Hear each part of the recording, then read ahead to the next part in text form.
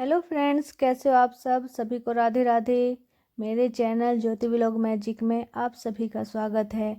और सर्दी का टाइम है, धूप तो आजकल ईद का चांद हो रखी है, तो धूप तो नज़र आती ही नहीं है।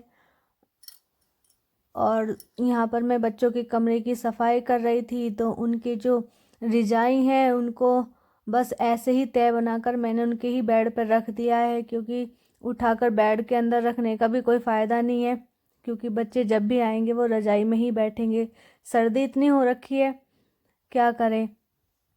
और मैं अच्छे से कमरे को क्लीन कर दूंगी, क्योंकि बच्चे हैं, कभी भी सामान जहाँ से उठाते हैं वहाँ तो कभी भी नहीं रखेंगे।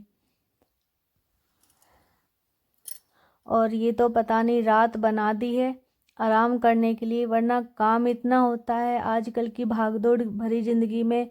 इंसानों को किसी को फुर्सत ही नहीं है 2 घड़ी बैठ जाए, बस काम काम। घर के अंदर हो तो काम, घर के बाहर है तो काम। ये तो रात बनाई है जो इसमें आराम कर लेते हैं, अगर रात ना हो तो सारा दिन और सारी रात सिर्फ काम ही काम। वैसे अगर देखा जाए तो काम भी काफ़ी ज़रूरी है, वरना अगर कुछ काम ही ना हो तो पूरा दिन इंसान क्या करेगा, अपना टाइम किस तरीके से काटेगा। इसलिए भगवान ने सब चीज़ सोच समझ कर बनाई है कि दिन में काम करो, रात को आराम करो। और आज वैसे भी मुझे इतना कुछ काम नहीं था, बस आज मैंने डस्टिंग की और झाड़ू लगाई, पोछा लगाया। और क्योंकि खाना मैंने नहीं बनाया था, मेरी बेटी ने खाना बनाया था। बड़ी और छोटी दोनों बेटियों ने मिलकर आज खाना बनाया था। मेरी दादी सास बैठी हैं, और ऊपर से लेके नीचे तक झाड़ू लगाने में कम से कम आध पौन घंटा मेरा आराम से चला जाता है। और बस आज मैंने सिर्फ इतना ही काम किया है। और आज मेरी बेटी बोली कि मम्मी आज खाना हम बनाएंगे। क्या बनाएंगे? वो थे आलू के पराठे।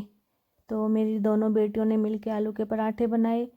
और जब वो कुछ करने के लिए बोलते हैं तो मैं उन्हें मना नहीं करती, क्योंकि अगर मन होता है तो जब ही कुछ कर पाते हैं, बिना मन के या बिना मर्जी के कोई कुछ भी नहीं कर पाएगा। कि जब आपको किसी चीज़ की लगन होगी तभी आप उसको सीख पाओगे, वरना आप उसको कभी नहीं सीख पाओगे।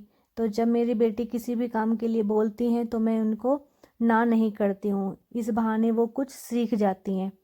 तो हमने बैठ के आलू के पराठे खाए, जो काफ़ी टेस्टी थे, क्योंकि वो मेरी बेटियों ने बनाए थे। वो कैसा बना है ये मेरे लिए इतना मायने नहीं रखता, लेकिन वो बनाया किसने है ये मेरे लिए बहुत मायने रखता है। और मैंने की अपनी बेटियों की भर भर के तारीफ, और दोनों बेटी हो गई मेरी बहुत ज़्यादा खुश। और ये देखिए फ्रेंड्स, जब 2 बेटियां मिलकर खाना बनाएंगी तो किचन की हालत क्या हो जाती है वो आप देख लीजिए। और उसके बाद यहाँ पर मैंने काम करना स्टार्ट किया है। पहले पूरी किचन को अच्छे से झाड़ पोंछ कर सामान को अपनी अपनी जगह पे रखा है। उसके बाद मैंने जितने भी सारे गंदे बर्तन थे उनको सिंक में रखा है। और सिंक मेरी इतनी भर गई थी कि मुझे सिंक से बर्तन निकाल निकाल के अलग रखने पड़े हैं साफ़ करने के लिए।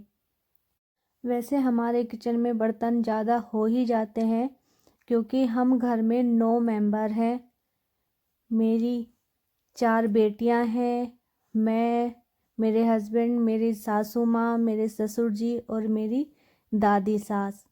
तो टोटल मिलाकर हम 9 मेंबर हैं, तो इसलिए हमारे बर्तन भी किचन में एक टाइम में बहुत ज़्यादा हो जाते हैं। और फटाफट से मैंने अपने किचन को साफ़ किया। और बर्तन साफ़ करते करते कि मेरी नज़र गई कि अभी तो और भी बर्तन रखे हैं जो मैंने साइड में रख दिए थे, क्योंकि वो सिंक में नहीं आ रहे थे। एक किचन की सिंक और एक वॉशिंग मशीन, ये दोनों तो ऐसी बरकत की चीज़ होती हैं कि इनमें कभी ख़त्म हो ही नहीं सकते। सिंक में बर्तन कभी ख़त्म नहीं हो सकते हैं, और वॉशिंग मशीन में कभी कपड़े नहीं ख़त्म हो सकते हैं, जब देखो भरे ही रहते हैं।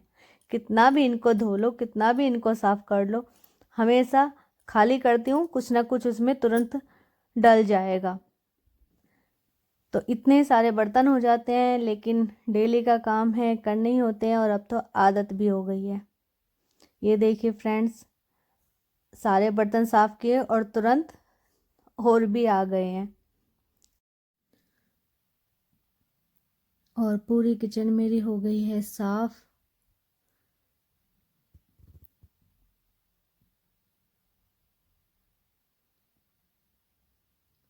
और अब मैं चलती हूँ अपने कमरे में, जहाँ मुझे ढेर सारे कपड़ों की तह बनानी है। अभी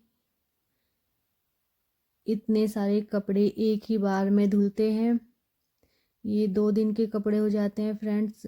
और कल भी मैंने कपड़े धोए थे जो ऊपर सूख रहे हैं, और ये जो परसों कपड़े धोए थे ये मैं उनकी तह बना रही हूँ।